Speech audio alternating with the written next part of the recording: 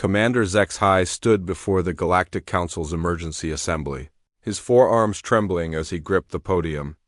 The massive chamber fell silent, filled with representatives from over 300 species. Purple light cast eerie shadows across the alien faces as they waited for his report. "Honored council members," HFY began, his voice crackling through the universal translator. "I come before you today not as a conqueror but as a survivor. What I witnessed in the Sol system has changed everything we thought we knew about warfare." Murmurs rippled through the crowd. The Korthic Empire had been the galaxy's most feared military force for over 2 millennia. Their bioships could devour entire planets, and their warrior castes had never known defeat. If their supreme commander stood here shaking, something terrible had happened. 3 cycles ago, we received intelligence about a young species in the Outer Rim. Humans, they called themselves. Our scouts reported primitive technology, chemical rockets, crude nuclear weapons, simple radio communications. They had barely reached their own moon. HFY's voice grew hollow. The Council of Generals decided they would make excellent slaves for our mining operations. A simple conquest, we thought. The Valtharian ambassador leaned forward, her crystalline features glinting. "Commander, your reputation precedes you. Surely a primitive species posed no threat to your battle fleet?" HFY's laugh was bitter. "That is what we believed. I assembled the 7th Conquest Fleet, 50 dreadnoughts, 200 cruisers, and 800 support vessels. Enough firepower to glass their homeworld 10 times over. We emerged from hyperspace at the edge of their solar system, confident in our overwhelming advantage." He activated a holographic display showing Eartha blue marble spinning peacefully in the void. Beautiful, wasn't it? We monitored their communications, expecting panic and surrender. Instead, something extraordinary happened. Within hours, every human nation stopped fighting each other. Ancient enemies became instant allies. Their entire species unified against us. The council members exchanged worried glances. Unity among prey species was unusual but not unheard of. What made this different? "We sent our standard surrender demand," HFY continued. "Submit or face extinction." Their response came from someone called the United Earth Defense Secretary. 5 words that still haunt my dreams. Come and take it.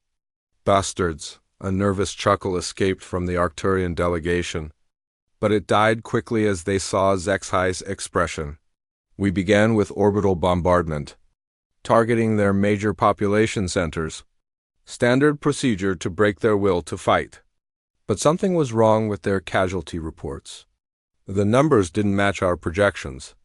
Somehow, millions of humans had vanished from the target zones moments before impact."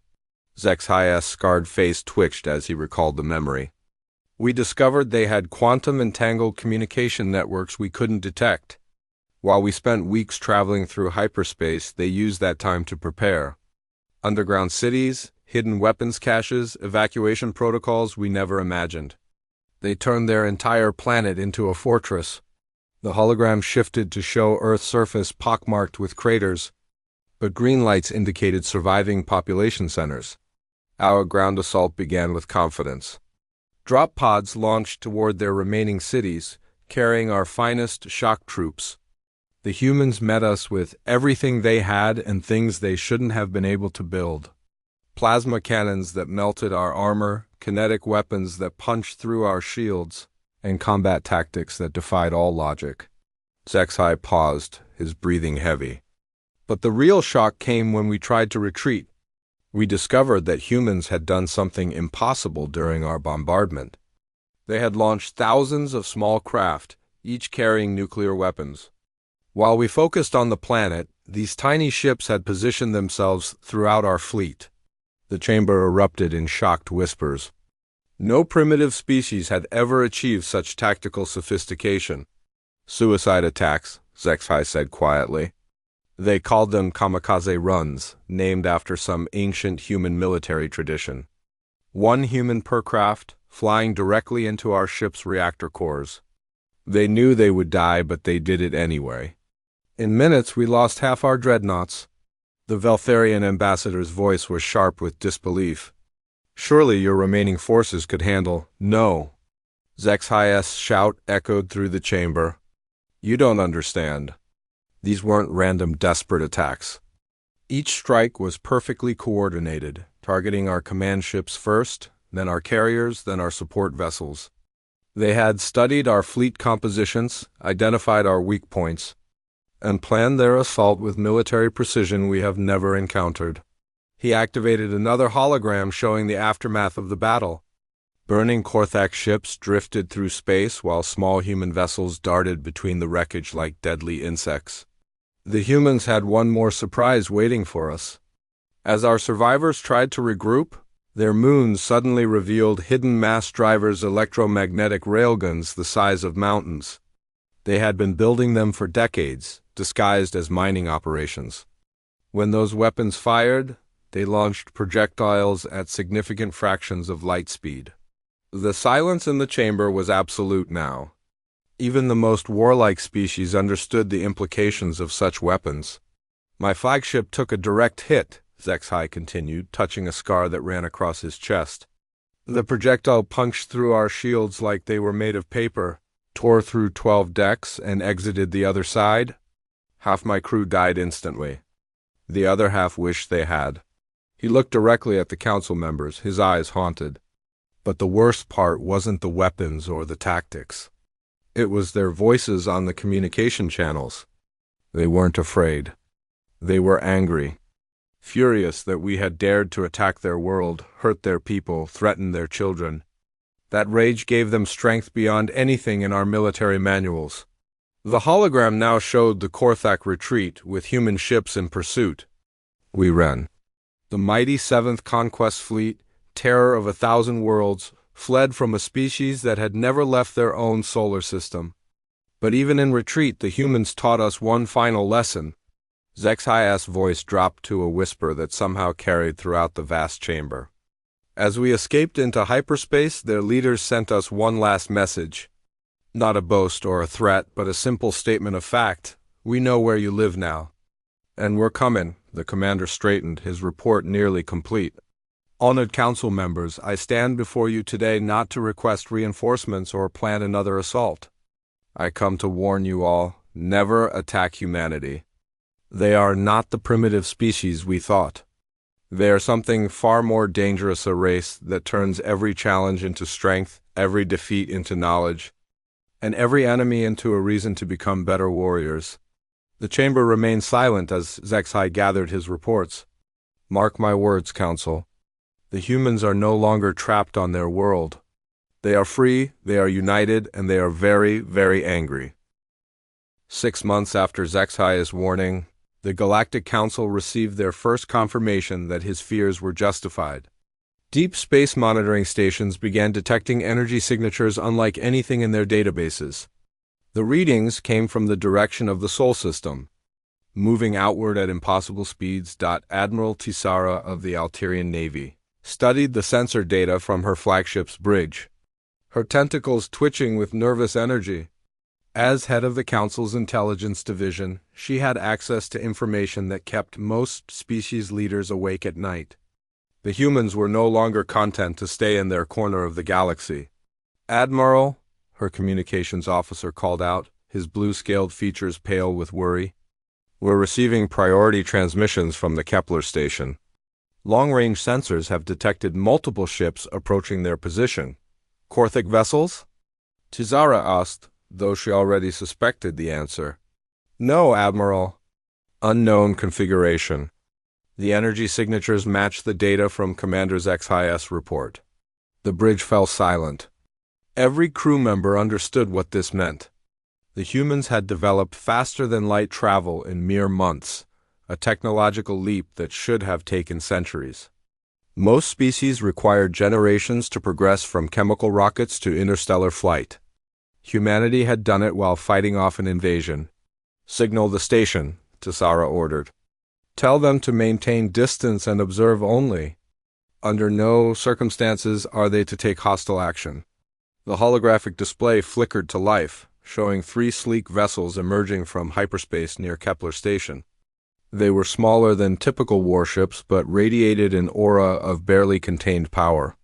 Their hull designs followed no known engineering principles, combining angular geometric patterns with smooth curves that seemed to flow like liquid metal. "Admiral," the sensor operator's voice was barely above a whisper, "the human ships are broadcasting on all frequencies. Universal Translation Protocol is active."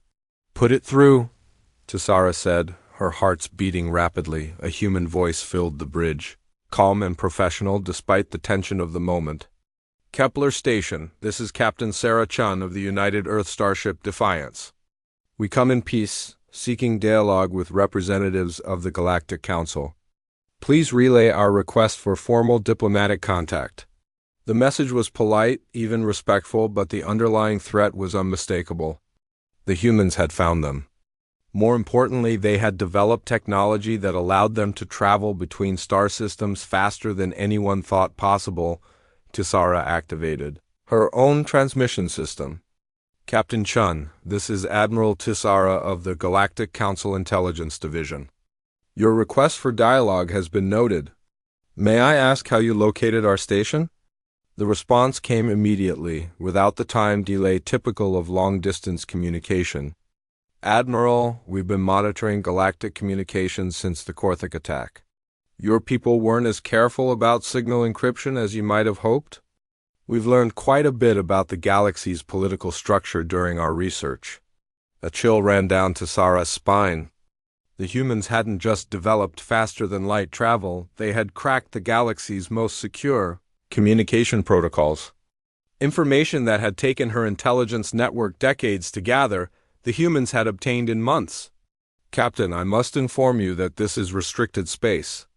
Council protocols require—" "Admiral," Captain Chun interrupted gently, "with respect, your protocols failed to protect our homeworld from unprovoked attack.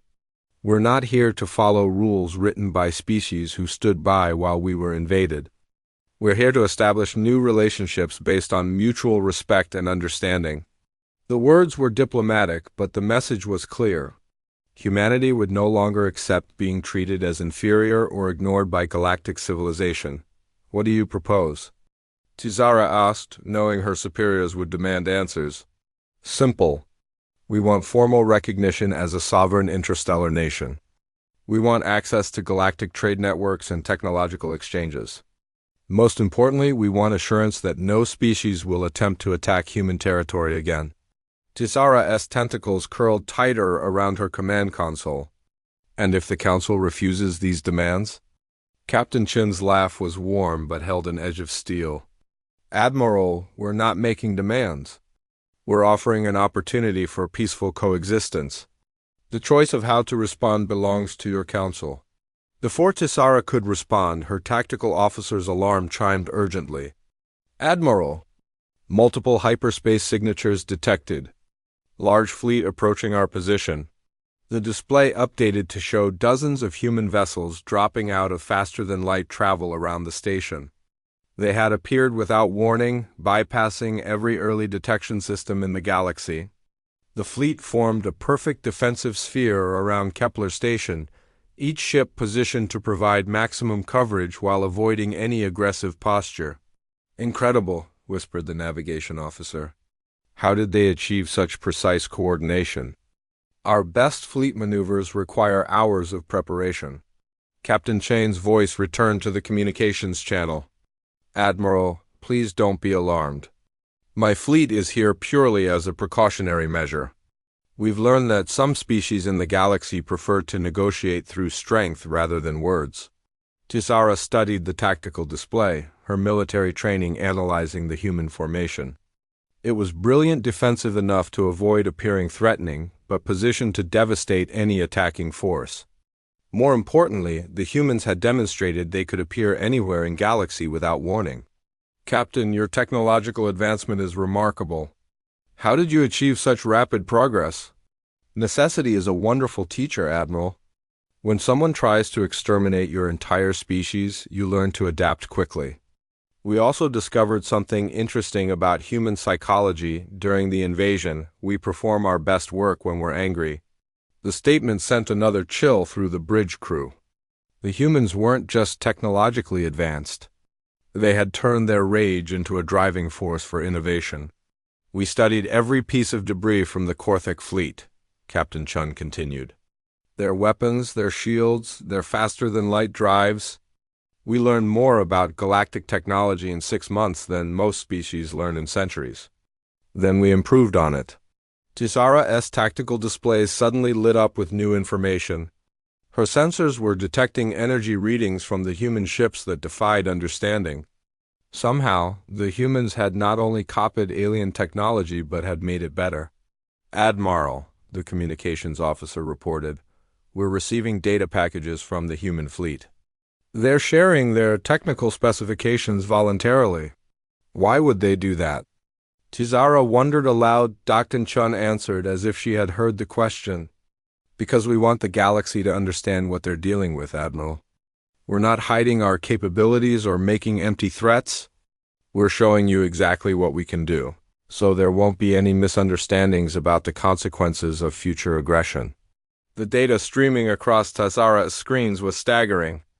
The humans had developed weapons that could punch through any known shielding, engines that could outrun the fastest ships in the galaxy, and defensive systems that made their vessels nearly invulnerable to conventional attack. "One more thing, Admiral," Captain Chun added. "We've identified the location of every major military installation, shipyard, and command center within 50 light-years of Earth. This information has been shared with our entire fleet. We believe in being prepared." The bridge fell silent as the implications sank in. The humans hadn't just learned to defend themselves, they had positioned themselves to strike back at anyone who threatened them.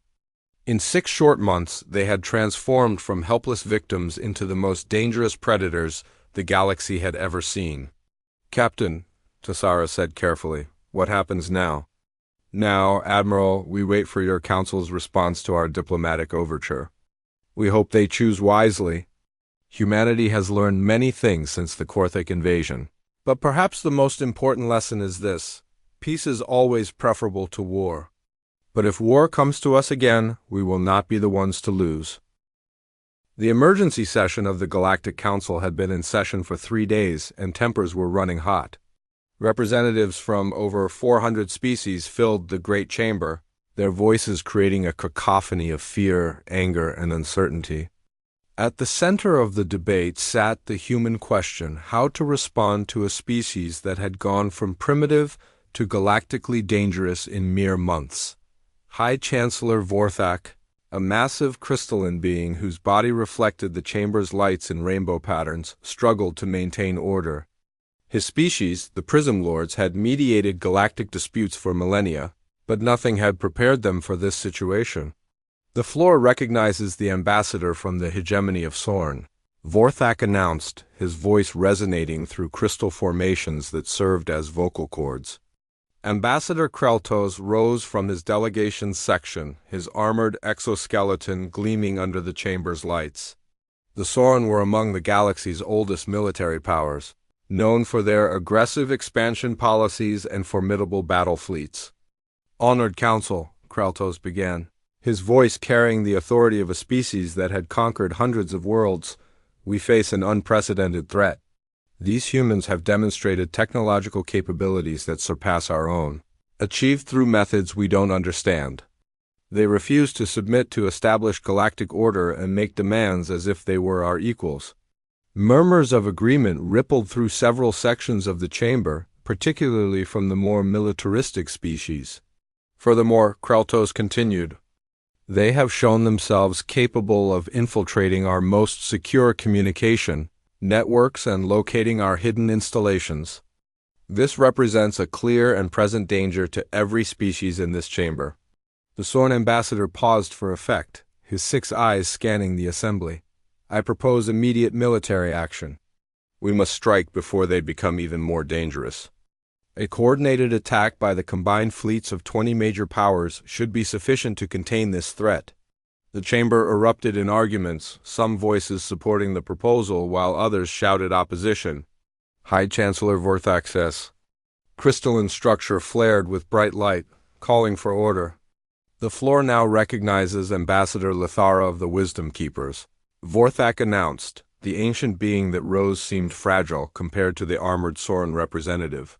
Lithara's species had evolved beyond physical conflict eons ago, focusing instead on knowledge and understanding. Her translucent form seemed to glow with inner light as she began to speak. Honored colleagues, I fear we are allowing panic to cloud our judgment. Yes, the humans have demonstrated remarkable capabilities, but they have also shown restraint. They could have destroyed Admiral Tisara's fleet at Kepler Station, yet they chose diplomacy instead. Several representatives shifted uncomfortably. The reports from that encounter had shaken many of their assumptions about human intentions. Moreover, Lithara continued, we must consider the precedent we would set. If we attack every species that develops advanced technology rapidly, how are we different from the aggressors we claim to oppose? Ambassador Kraltos stood again, his voice sharp with irritation. The humans are not victims seeking protection, honored Lithara. They are predators that have learned to hunt. Their own communications intercepts prove they have identified targets throughout the galaxy.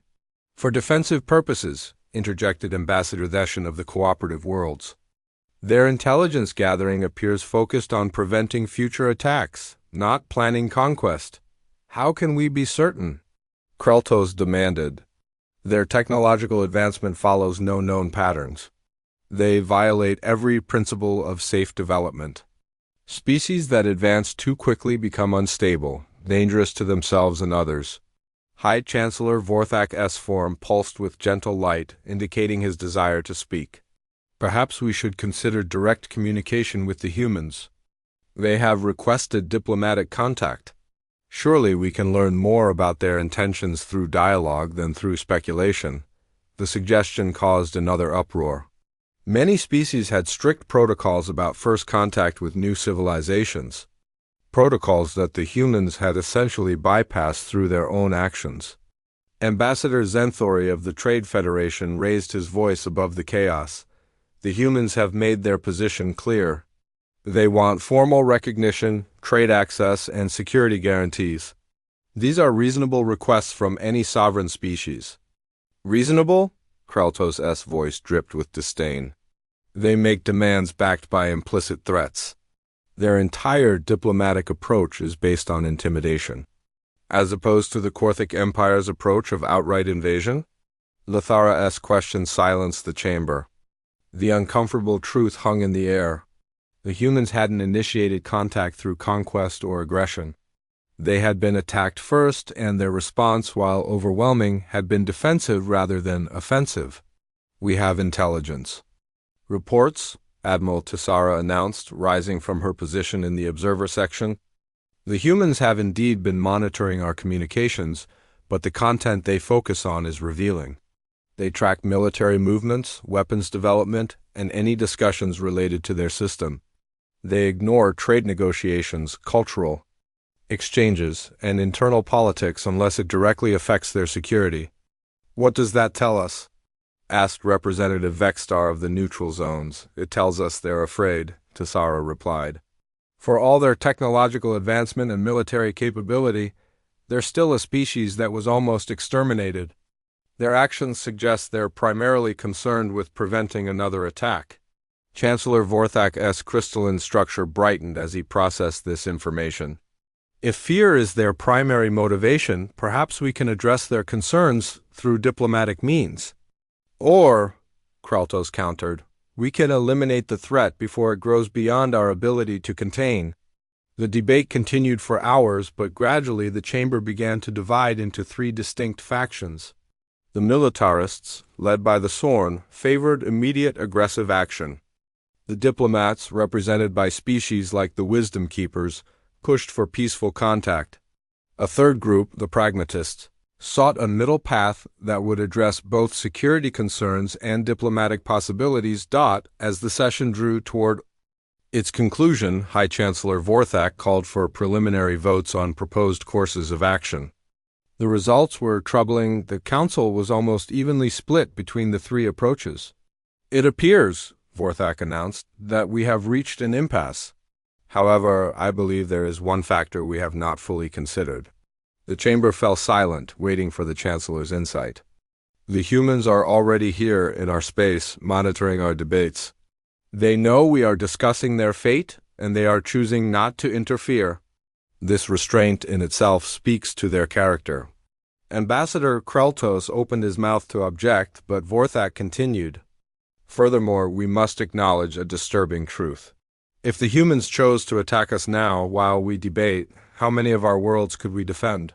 They have demonstrated the ability to appear anywhere without warning, using technology that surpasses our own. The silence that followed was heavy with implications. Every representative in the chamber understood what the Chancellor was suggesting they might no longer have the luxury of choosing whether to treat the humans as equals. The humans had already claimed that position through strength. I propose, Vorthak said carefully, that we extend a formal invitation to human representatives to address this council. Let them speak for themselves so we can judge their intentions directly. The vote on this proposal was close, but it passed. As the session adjourned, representatives began filing out of the chamber, many of them wondering if they had just voted to invite predators into their most sacred space. Unknown to them, Captain Sarah Chun had been monitoring their debate from her flagship, 3 light-years away. She turned to her communication officer with a slight smile. Send a message to Earth Command. The Council wants to talk. Looks like our diplomatic approach might work after all. Her tactical officer looked up from his displays. Captain, our long-range sensors are detecting massive fleet movements throughout Council space. They're positioning forces near all major systems. Chun's smile faded. They're hedging their bets smart, make sure our own defensive positions are updated. If they want to play it that way, we'll be ready. The galaxy stood on the edge of either unprecedented cooperation or devastating war, and both sides were preparing for either outcome. Captain Sarah Chun stood on the bridge of the UES, defiance as it approached the massive structure floating in the neutral zone between galactic powers. The Council's primary diplomatic station was a marvel of engineering, large enough to house representatives from hundreds of species, yet beautiful enough to inspire peace rather than intimidation. Quite a sight, isn't it? Commented Commander Rodriguez from the navigation station. Hard to believe we're about to walk into a room with beings who were discussing whether to wipe us out just last week. Chun nodded, her eyes fixed on the holographic display showing the station's approach vectors. Around them, 3 other human ships maintained formation, not enough to threaten the station's defenses, but sufficient to ensure their safe departure if negotiations failed. Captain, the communications officer called out, we're receiving docking instructions and security protocols. The Council is requesting that we limit our delegation to 5 individuals and submit to standard security screening. Acknowledged, Chun replied. Signal our compliance, but remind them that our ships will maintain position outside the station. If something happens to our delegation, they'll have to explain it to our fleet commanders. The subtle threat wasn't lost on the communications officer, who had served in Earth's diplomatic corps before the invasion. In the old days, such language would have caused an international incident. Now, it was simply pragmatic preparation for dealing with potentially hostile aliens. As the Defiance docked with the station, Chun reviewed her briefing materials one final time.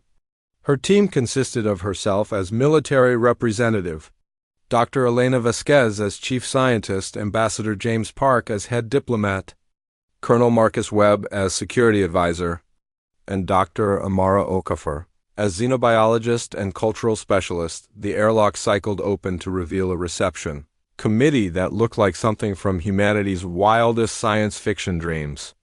The station's diplomatic protocol officer was a graceful being with 4 arms and skin that shifted colors based on emotional state. Behind her stood representatives from a dozen different species, each one a testament to the galaxy's incredible diversity. Welcome to Harmony Station, the protocol officer said, her skin displaying calming blue patterns. I am Coordinator Valthana. On behalf of the Galactic Council, I extend greetings to the human delegation. Ambassador Park stepped forward with a practiced diplomatic smile. Coordinator Valthana, we thank you for this opportunity to address the Council. We come in hope of peaceful resolution to current tensions. As they moved through the station's corridors, Chun noticed the careful balance of security and diplomacy. Guards from multiple species were present, but positioned to appear protective rather than threatening.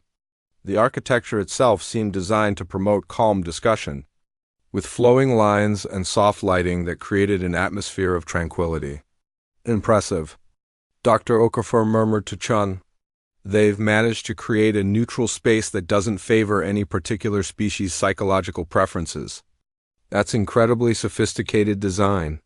The main council chamber was even more impressive than the intelligence reports had suggested. Hundreds of representatives sat in carefully arranged sections, each area adapted to the specific environmental needs of different species. Some sections were filled with water for aquatic beings. Others maintained different atmospheric pressures, and several were kept in complete darkness for species that had evolved without sight. High, Chancellor Vorthak's crystalline form dominated the center of the chamber, his body refracting the available light into beautiful patterns that seemed to put many representatives at ease. The floor recognizes the delegation from the Sol system, representing the species known as humanity, Vorthak announced. His voice carrying easily through the vast space. Ambassador Park approached the speaking platform with calm confidence, but Chien noticed the subtle tension in his movements. Everyone in the chamber understood that the next few hours could determine whether the galaxy moved toward peace or war. Honored representatives, Park began.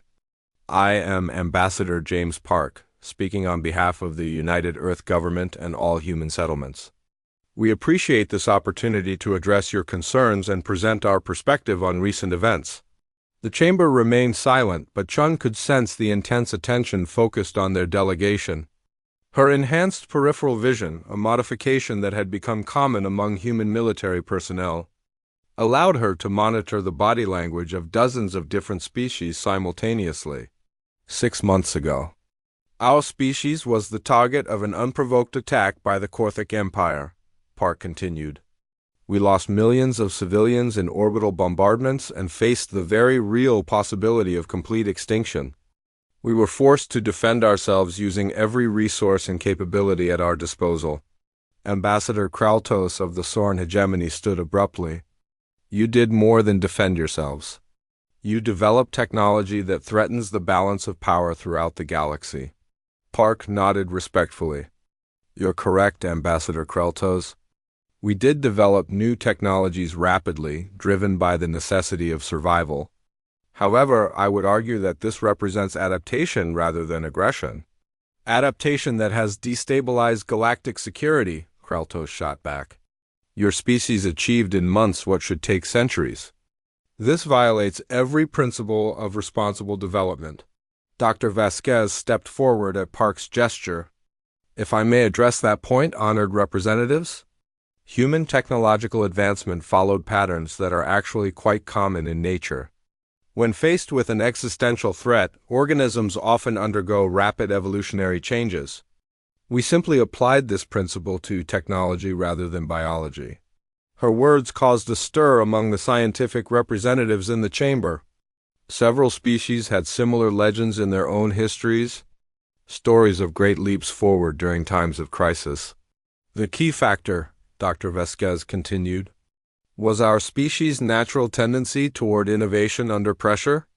We also benefited from captured Korthak technology, which provided us with examples of advanced engineering principles. We didn't violate any natural laws, we simply compressed a normal development timeline through focused effort and absolute necessity. High Chancellor?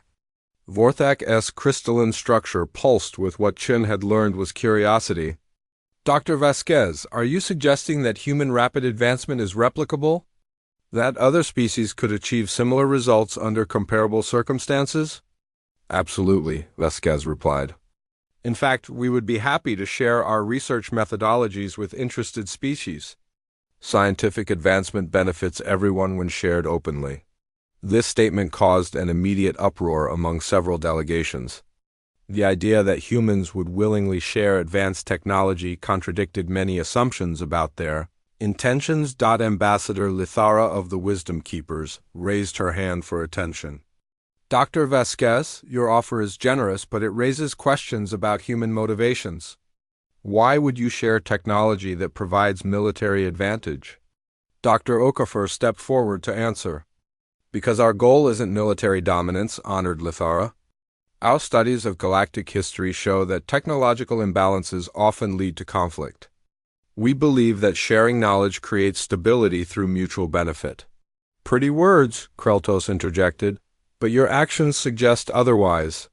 You've positioned military assets throughout Council space and demonstrated the ability to strike any target without warning. Colonel Webb spoke for the first time. His voice calm but carrying the authority of someone who had fought in the defense of Earth. Ambassador Kreltos, our military preparations are purely defensive. We've identified potential threats and positioned assets to respond to them. This is standard military doctrine for any responsible government. Standard doctrine doesn't include the ability to appear anywhere in the galaxy instantaneously. Kreltos countered. No, Webb agreed. But standard doctrine also doesn't account for facing extinction. We adapted our strategies to match the threats we face. Captain Chun watched the exchange with growing satisfaction. The human delegation was holding its own against experienced galactic diplomats, presenting their case with a combination of logic, transparency, and subtle strength that seemed to be having an effect on the moderate delegates. Honored representatives, Ambassador Park said. Reclaiming the floor, we didn't come here to debate military doctrine or justify our defensive preparations. We came to propose a path forward that benefits all species in this galaxy. The chamber quieted as Park outlined humanity's formal proposal, recognition as a sovereign interstellar nation, access to galactic trade networks, and a mutual non-aggression pact that would guarantee the security of all participating species. In exchange, Park concluded, we offer our technological innovations, our scientific research, and our commitment to galactic stability. We propose creating a new model of cooperation based on shared knowledge and mutual respect rather than military intimidation. The silence that followed was profound. For the first time in galactic history, a species was offering to share its most advanced technologies freely in exchange for peaceful coexistence. Hi. Chancellor Vorthak Us form brightened as he processed the implications. Ambassador Park, your proposal is unprecedented. The Council will need time to consider all aspects of your offer. Of course, Park replied. In fact, we would be happy to share our research methodologies with interested species. Scientific advancement benefits everyone when shared openly. This statement caused an immediate uproar among several delegations. The idea that humans would willingly share advanced technology contradicted many assumptions about their intentions. Ambassador Lithara of the Wisdom Keepers raised her hand for attention. Dr. Vasquez, your offer is generous, but it raises questions about human motivations. Why would you share technology that provides military advantage? Dr. Okafor stepped forward to answer. Because our goal isn't military dominance, honored Lithara. Our studies of galactic history show that technological imbalances often lead to conflict. We believe that sharing knowledge creates stability through mutual benefit. Pretty words. Kreltos interjected, but your actions suggest otherwise. You've positioned military assets throughout Council space and demonstrated the ability to strike any target without warning. Colonel Webb spoke for the first time. His voice calm but carrying the authority of someone who had fought in the defense of Earth. Ambassador Kreltos, our military preparations are purely defensive. We've identified potential threats and positioned assets to respond to them. This is standard military doctrine for any responsible government. Standard doctrine doesn't include the ability to appear anywhere in the galaxy instantaneously, Kreltos countered. No, Webb agreed. But standard doctrine also doesn't account for facing extinction. We adapted our strategies to match the threats we face. Captain Chun watched the exchange with growing satisfaction. The human delegation was holding its own against experienced galactic diplomats, presenting their case with a combination of logic, transparency, and subtle strength that seemed to be having an effect on the moderate delegates. "Honored representatives," Ambassador Park said, reclaiming the floor, "we didn't come here to debate military doctrine or justify our defensive preparations. We came to propose a path forward that benefits all species in this galaxy." The chamber quieted as Park outlined humanity's formal proposal: recognition as a sovereign interstellar nation, access to galactic trade networks, and a mutual non-aggression pact that would guarantee the security of all participating species. "In exchange," Park concluded, "we offer our technological innovations, our scientific research, and our commitment to galactic stability. We propose creating a new model of cooperation based on shared knowledge and mutual respect rather than military intimidation." The silence that followed was profound. For the first time in galactic history, a species was offering to share its most advanced technologies freely in exchange for peaceful coexistence. High Chancellor Vorthak's form brightened as he processed the implications. "Ambassador Park, your proposal is unprecedented. The Council will need time to consider all aspects of your offer." "Of course," Park replied. "We understand that significant decisions require careful deliberation. However, I should mention that other species have already begun contacting us directly, interested in establishing bilateral relationships." The statement sent a ripple of concern through the chamber. If individual species began making separate deals with humanity, the Council's authority would be undermined. "We believe," Park added with a diplomatic smile, "that galactic-wide cooperation through the Council would be preferable to a patchwork of individual agreements. But we're prepared to work with any species that shares our vision of peaceful coexistence." As the session adjourned for deliberation, Chun caught Ambassador Park's eye and nodded slightly. Their message had been delivered clearly: humanity preferred to work within the existing system, but they were perfectly capable of working around it if necessary. The crisis began 3 weeks after the human delegation's address to the Galactic Council. Ambassador Kreltos of the Sorn hegemony had convinced 12 military powers to form a secret coalition with one simple argument: if they didn't act soon, humanity would become too powerful to challenge. Admiral Vaskler commanded the largest battle fleet in galactic history as it approached the edge of the Sol system. 2,000 ships from 13 different species, each one a veteran of countless campaigns, formed a wall of firepower that stretched across several million cubic kilometers of space. "Signal all fleet commanders," Vaskler ordered from his flagship's bridge. "We maintain formation and advance at standard speed. The humans will detect us soon enough, and I want them to see exactly what they're facing." The admiral belonged to the hegemony's warrior caste, bred for combat and trained from birth in military strategy. His species had conquered 47 star systems through overwhelming force, and he saw no reason why the Sol system should be any different. "Sir," his tactical officer reported, "long-range sensors confirm the presence of human defensive installations throughout the system. They've been busy since the Korthik attack." Vaskler studied the holographic display showing the human fortifications. Massive weapons platforms orbited every major planet, and the asteroid belt had been converted into an interconnected network of missile batteries and sensor arrays. "Impressive," he admitted grudgingly. "But defensive positions can be overwhelmed with sufficient force. Signal the fleet to begin primary bombardment on my command." What Admiral Vaskler didn't know was that his fleet had been detected the moment it entered the outer edge of the solar system. Human sensors, based on quantum entanglement principles that the galaxy's scientists were still trying to understand, provided instant communication across impossible distances on Earth. Fleet Admiral Chun Maya studied the incoming threat from the war room beneath Geneva's mountains.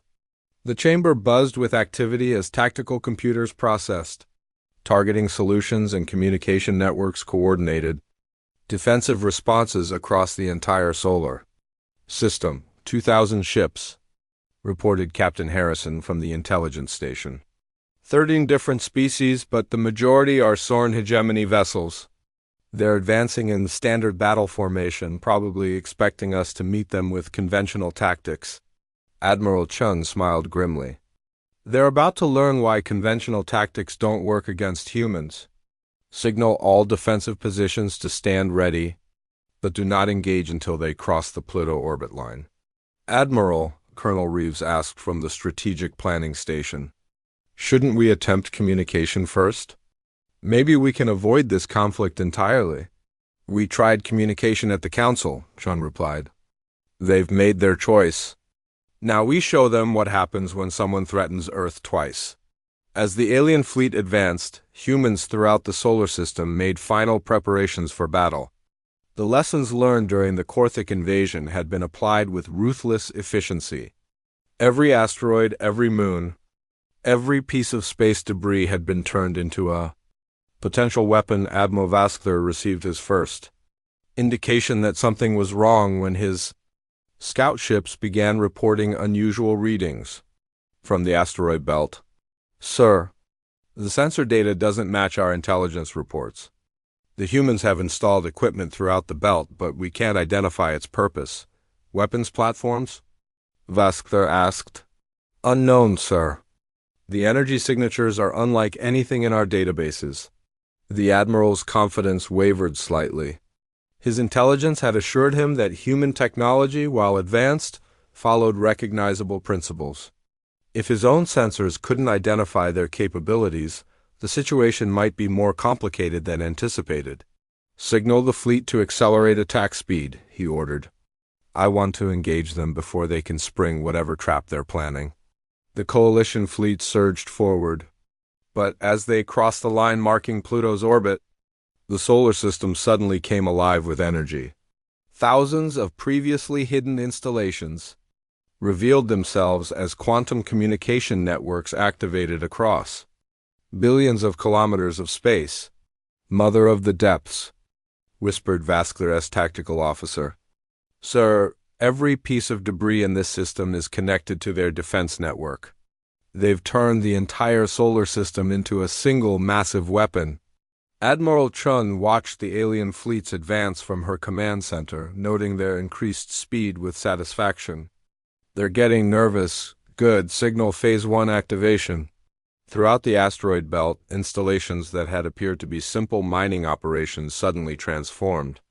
Magnetic accelerators the size of skyscrapers began charging, their targeting systems locked onto specific enemy vessels.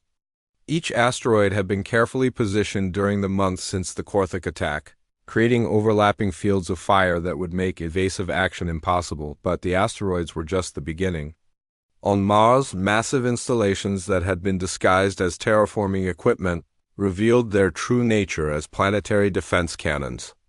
Jupiter's moons had been converted into fortress worlds, each one capable of independent operation even if communication with Earth was severed.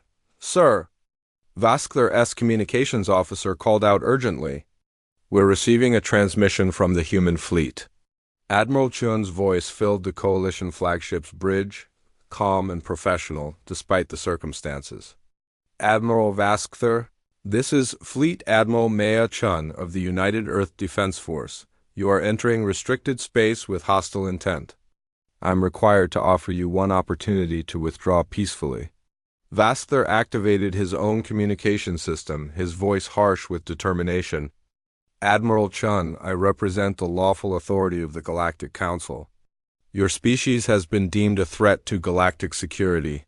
Surrender immediately or face the consequences. Admiral, Chun replied, I'm afraid you're operating under false pretenses. The Galactic Council hasn't authorized military action against humanity. You're here illegally, representing a rogue coalition that has violated interstellar law. The accusation hit harder than Vaskler had expected. He had assumed the Council would support their action after the fact. But Chin's confident statement suggested otherwise.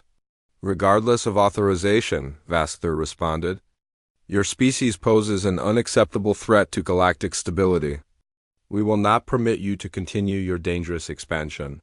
Chun's laugh was sharp and bitter.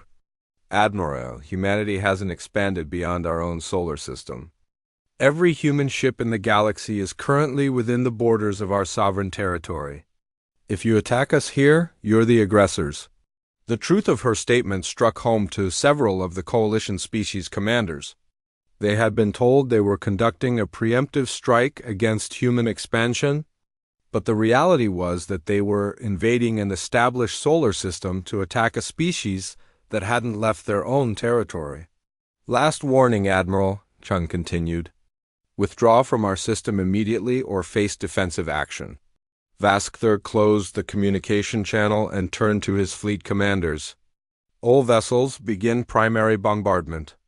Target their defensive installations first, then planetary population centers." The largest space battle in galactic history began with 2,000 alien ships opening fire simultaneously. Energy beams and missile salvos filled the void between planets as the coalition fleet unleashed enough firepower to destroy entire worlds, but the humans were ready. Phase 2 activation. Admiral Chen ordered calmly. Every human installation in the solar system fired at once. The asteroid belt erupted in a chain reaction of magnetic accelerators, launching projectiles at significant fractions of light speed. Mars opened fire with weapons that had been built into the planet's crust, while Jupiter's moons revealed defense systems that turned each satellite into a mobile battle platform. Admiral Vaskther watched in horror as the first wave of human counterfire reached his fleet. The projectiles moved too fast for his ship's targeting systems to track, punching through shields and armor as if they were made of paper. In the first 30 seconds of battle, the coalition lost over 200 ships to weapons that seemed to violate the laws of physics. How is this possible? He demanded of his tactical officer. No species should be able to coordinate attacks across such distances with this precision. Sir, they're using quantum entanglement for real-time communication and targeting. Every weapon in their system is operating as part of a single coordinated defense network. The revelation struck Vaskther like a physical blow. The humans hadn't just built weapons, they had turned their entire solar system into a single, massive fortress that could coordinate its defense with perfect precision across billions of kilometers. "Signal retreat," he ordered desperately as another wave of human fire devastated his formation. "All ships, emergency withdrawal." But Admiral Chun had one more lesson to teach the galaxy about the consequences of attacking humanity. "Phase 3 activation," she ordered. Pursuit protocol engaged. As the alien fleet attempted to flee, human ships emerged from hiding positions throughout the solar system. They moved with impossible speed and coordination, herding the retreating coalition forces like wolves driving prey. The message was clear: fleeing wouldn't save them either. The human pursuit fleet moved through space with predatory grace, their ships maintaining perfect formation as they herded the fleeing coalition forces toward the outer edge of the solar system. Admiral Vaskther watched his proud armada being systematically dismantled by an enemy that seemed to anticipate every tactical decision before he made it. "Sir, we've lost contact with the 7th Battle Group," reported his communications officer, strain evident in his voice. "The humans are jamming our command frequencies while maintaining perfect coordination among their own forces." Vaskther stared at the tactical display in disbelief. The human ships moved like a single organism, responding to threats and opportunities with impossible speed. No conventional communication system could coordinate such complex maneuvers across the vast distances of space. "Admiral," his science officer called out urgently, "I'm detecting massive energy buildups throughout the human fleet. They're preparing something big." Captain Sarah Chun stood on the bridge of the UES Defiance, watching the alien fleet's desperate attempts to escape her solar system.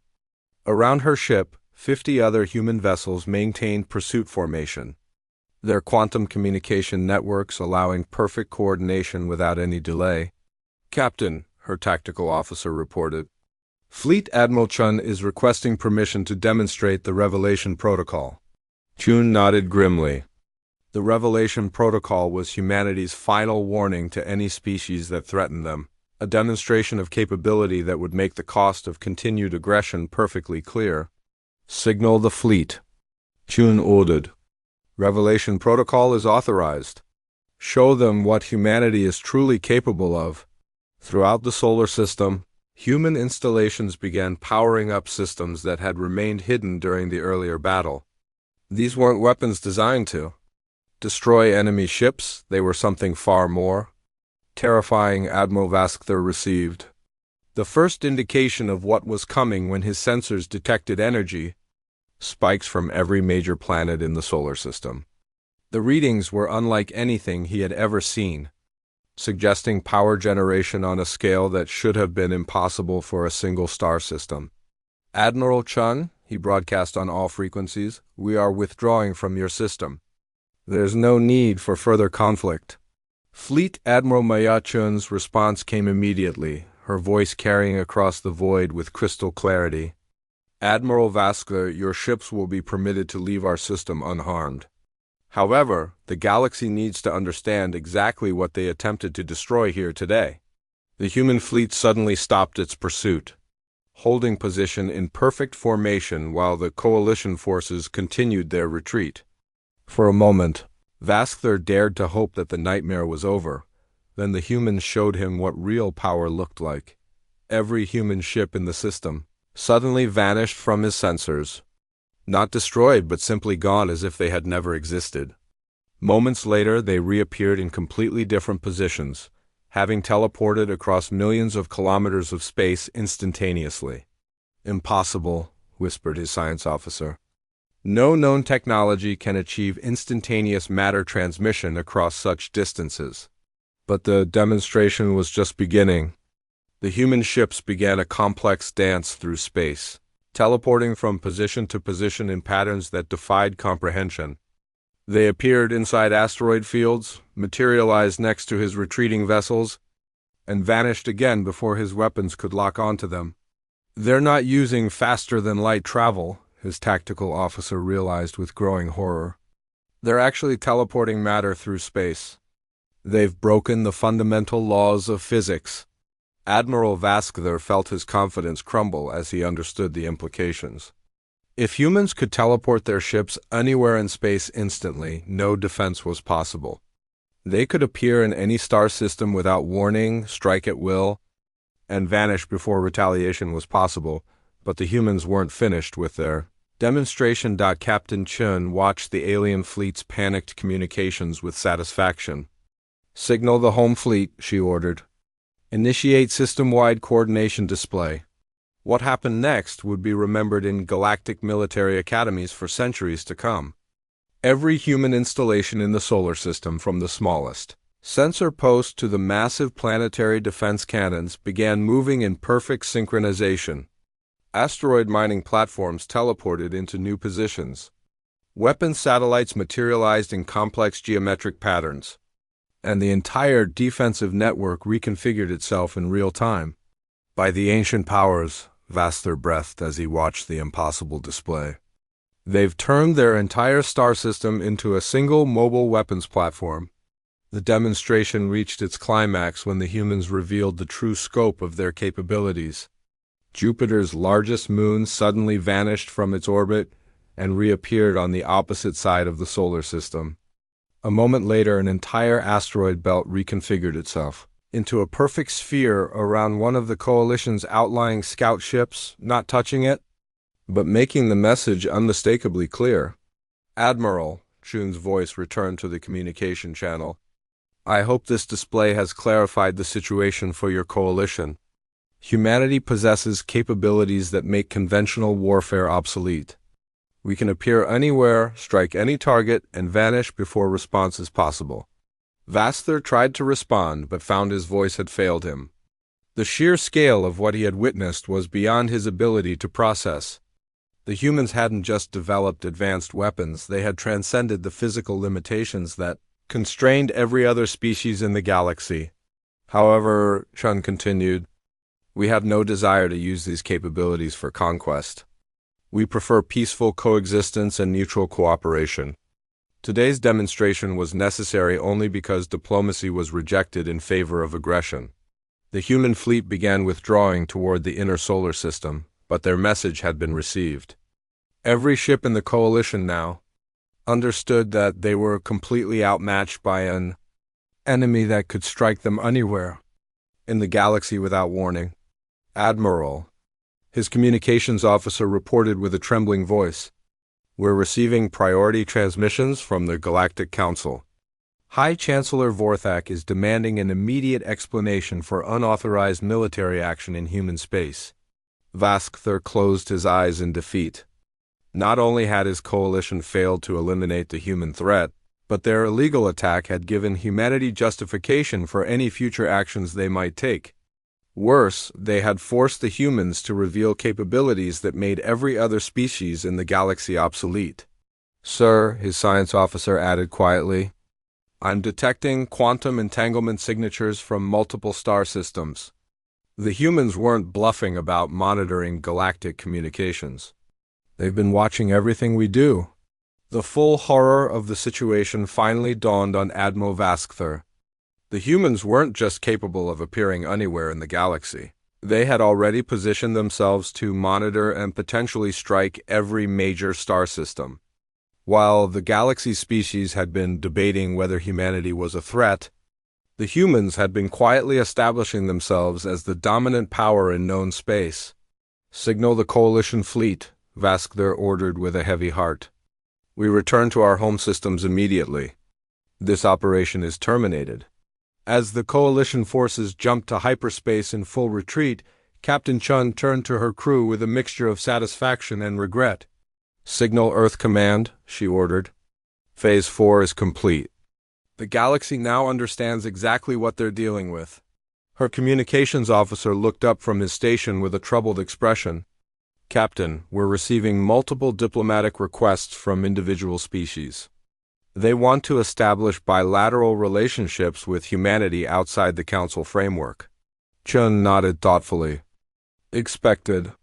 Transfer all diplomatic requests to Ambassador Park's team. Today we demonstrated our military capabilities. Tomorrow we begin building the peaceful galaxy we actually want. In the depths of space, the remnants of the largest battle fleet in galactic history limped home to face the consequences of their failed aggression.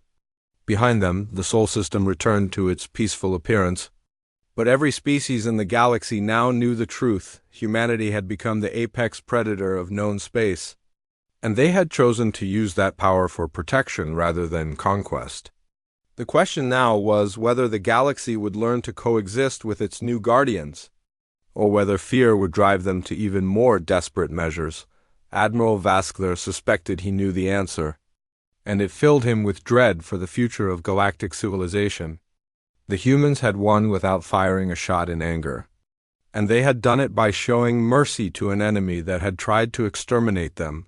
That level of restraint and sophistication was perhaps more terrifying than any weapon they possessed. 5 years after the failed coalition attack, the galaxy had transformed into something unrecognizable from the fractured, militaristic civilization it had been before humanity's emergence. The Galactic Council chambers now hosted a very different kind of debate, one focused on cooperation rather than conquest. High Chancellor Vorthak stood before a joint session that included not only traditional Council representatives but also delegates from the Human Federation. As Earth's growing alliance of systems had come to be known, his crystalline form reflected the chamber's lights in patterns that spoke of hope rather than the fear that had dominated previous sessions. Honored colleagues, Vorthak began, today marks the 5th anniversary of what historians now call the Revelation Crisis. It seems appropriate to reflect on how profoundly our galaxy has changed since that pivotal moment. The chamber was noticeably different from 5 years earlier. Where once species had sat in isolated groups based on military alliances and trade partnerships, now the seating arrangement reflected the new reality of galactic cooperation. Human representatives sat beside former enemies, working together on projects that would have been impossible under the old system. Ambassador James Park, now serving as Earth's primary representative to the Council, rose from his position in the diplomatic section. His hair had gained some gray during 5 years of intensive negotiations, but his bearing radiated the quiet confidence that had become humanity's diplomatic signature. Chancellor Vorthak, fellow representatives, Park began, 5 years ago, My species was forced to reveal capabilities that we had hoped would never be necessary. Today, I'm proud to report that those same capabilities have been used exclusively for peaceful purposes. The statement was factually accurate, but it understated the dramatic changes that had swept through the galaxy. Human technology, freely shared according to their original promises, had revolutionized everything from medical treatment to interstellar communication. Dr. Elena Vasquez, now serving as director of the Galactic Scientific Cooperation Initiative, activated a holographic display showing the scope of joint human-alien research projects. The Quantum Entanglement Communication Network now connects over 400 star systems, she reported. Real-time communication across the galaxy has eliminated many of the misunderstandings that previously led to conflict. The network was perhaps humanity's greatest gift to galactic civilization. What had begun as a military necessity coordinating defense across their solar system had evolved into the backbone of a truly connected galactic community. Representative Klexara of the Alterian Collective stood to address the assembly. Her species had been among the first to establish formal diplomatic relations with humanity, and they had reaped enormous benefits from the partnership. Honored colleagues, the medical advances achieved through human-Alterian cooperation have extended average lifespan across 17 species by an average of 30%.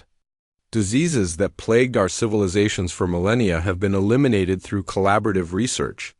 The medical revolution had been unexpected but profound. Human approaches to genetic therapy, combined with alien understanding of exotic biology, had created treatments that neither could have developed alone. More importantly, Klexara continued, these advances have been shared freely with all species, regardless of their political alignment or previous relationships with humanity. This generosity has set a new standard for galactic cooperation. Admiral Tussara, now serving as head of the Joint Human Council Space Monitoring Service, presented the security briefing that had become routine at these sessions. Piracy in major shipping lanes has decreased by 94% since the implementation of joint patrols. The mere possibility of human response has deterred most criminal organizations from attempting large-scale operations. The irony wasn't lost on anyone in the chamber. The same capabilities that had terrified the galaxy's military leaders had virtually eliminated space-based crime. Criminal organizations simply couldn't operate when human ships could appear anywhere without warning. Furthermore, Tussara added, we've successfully mediated 17 territorial disputes through the new arbitration protocols. The ability to verify compliance through instant monitoring has made treaty violations nearly impossible. But perhaps the most significant change wasn't technological, it was cultural. Captain Sarah Chun, now Admiral Chun and commander of the Joint Exploration Fleet, stood to present her report on the galaxy's newest endeavor. Honored representatives, our joint exploration missions have identified 43 new, habitable systems in previously uncharted regions of the galaxy. These discoveries are being developed cooperatively, with settlement rights distributed based on species-specific environmental needs rather than military strength. The exploration program represented humanity's vision of galactic expansion growth through discovery rather than conquest, with benefits shared among all participating species. Additionally, Admiral Chun continued, we've encountered 3 new spacefaring species during our exploration missions. In each case, first contact has been handled through joint diplomatic teams, ensuring that these species are introduced to galactic civilization as equals rather than subjects. Former Admiral Vasthar, now serving as a civilian advisor on military reform, rose to address a topic that remains sensitive for many species. His presence at the Council was itself a testament to humanity's approach to former enemies. The transformation of galactic military doctrine has been comprehensive, he reported. 18 major powers have restructured their armed forces along the new cooperative model. Military strength is now measured by ability to contribute to collective security rather than capacity for individual conquest. The statement would have been unthinkable 5 years earlier. coming from someone who had commanded the largest attack fleet in galactic history. But Vasquez' experience with human capabilities had convinced him that the old ways of warfare were not just obsolete, they were suicidal. The humans have proven, he continued, that true security comes from making war impossible rather than making oneself invincible. Their approach of shared technology and cooperative defense has created a stability that military dominance could never achieve. As the session drew to its conclusion, High Chancellor Vorthak called for the traditional closing statement from the human delegation. Ambassador Park stepped forward, but instead of delivering the expected diplomatic summary, he activated a new holographic display. Honored colleagues, today we announce the next phase of human galactic cooperation. Earth scientists have developed a method for creating artificial wormhole stable, permanent passages that will allow instantaneous travel between distant star systems. The revelation caused a sensation throughout the chamber. If humans could create permanent faster-than-light passages, the galaxy would effectively shrink to the size of a single solar system. As with all our previous innovations, Park continued, this technology will be shared freely with all species. However, we propose that its implementation be managed collectively through the Council, ensuring that this new capability serves peaceful purposes. Dr. Vasquez activated additional displays showing the proposed network of artificial wormholes connecting major galactic centers. The wormhole network will be constructed and maintained jointly, with access granted to all species regardless of their technological contribution. This represents humanity's commitment to building a truly unified galactic civilization. The chamber fell silent as representatives processed the implications. Humanity had once again revealed capabilities that transcended existing scientific understanding, but instead of using them for advantage, they were offering to share them with former enemies and strangers alike. Ambassador Lithara of the Wisdom Keepers spoke for many when she addressed the human delegation directly. Ambassador Park, your species continues to amaze us. You possess power that could dominate the galaxy, yet you choose cooperation over conquest. Why? Park's answer was simple but profound. Because domination creates enemies, while cooperation creates allies.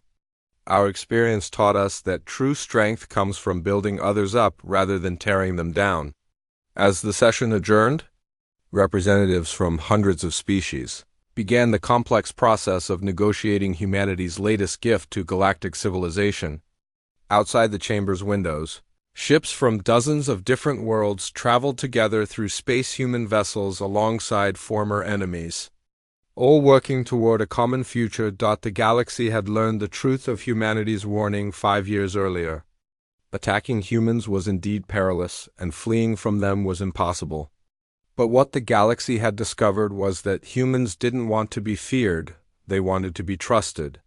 And in earning that trust, humanity had accomplished something no military conquest could have achieved. They had turned a fractured galaxy of competing species into a unified civilization exploring the cosmos together. The warning had been accurate. Flee from humanity was impossible. But it wasn't because they would hunt down their enemies.